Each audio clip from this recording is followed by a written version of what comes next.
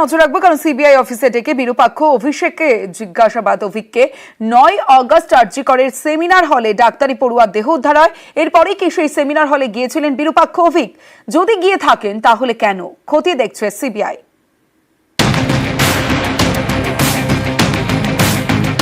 বিরূপাক্ষ বিশ্বাস ও অভিক দে দুই সাসপেন্ডেড চিকিৎসক নেতা, দুজনেই সন্দীপ ঘোষের ঘনিষ্ঠ বলে পরিচিত। দুজনেই এবার সিবিআই এর রাডারে। শনিবার সকাল 10টা সিবিআই এর ডাক পেয়ে সিজিও কমপ্লেক্সে হাজির হন বিরূপাক্ষ বিশ্বাস। পরে দুপুরে সিজিও পৌঁছন অভিক দেও। 9 আগস্ট আরজি করের তরুণী চিকিৎসকের দেহ উদ্ধার।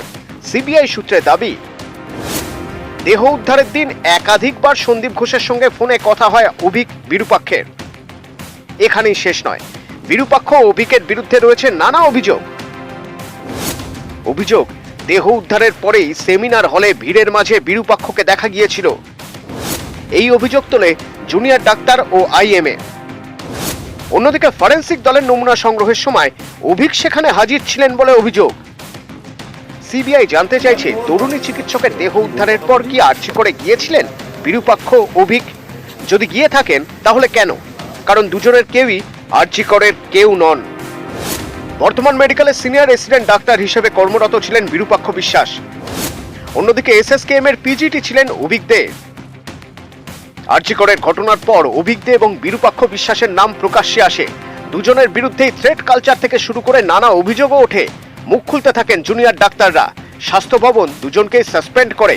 তাদের এবার সিজিও ডেকে জিজ্ঞাসাবাদ করল সিবিআই। এদিন সিবিআই এর তলব পেয়ে আরেক সাসপেন্ডেড ডাক্তার সৌরভ পালও সিজিওতে যান। তিনি আরজিকর হাসপাতালে সিনিয়র রেসিডেন্ট ডাক্তার হিসেবে কর্মরত ছিলেন।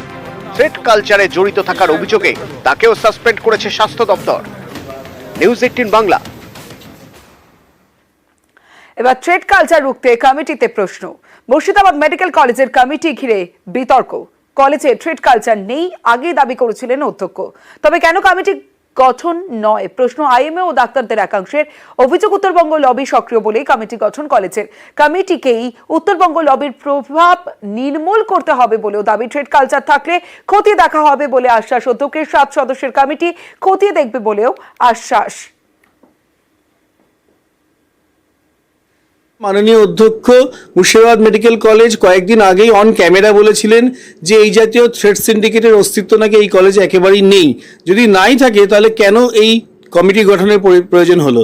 যারা 7 সদস্য তদন্ত কমিটি তৈরি হয়েছে তাদেরই মাথায় নিতে হবে, কারণ যেভাবে যাদের নাম আমরা শুনছি এবং আমরা দেখেছি যে এখানে মেডিকেল কলেজের যে পরীক্ষা ব্যবস্থা, সেই পরীক্ষা ব্যবস্থাতেও কিন্তু বেশ কিছু প্রশ্নচিহ্ন রয়েছে এবং এই উদ্দেশ্যেই কিন্তু ডক্টর বিরূপাক্ষ বিশ্বাস, ডক্টর অভিক দে এবং ডক্টর সৌরভ পালকে এখানে আনা হয়েছিল।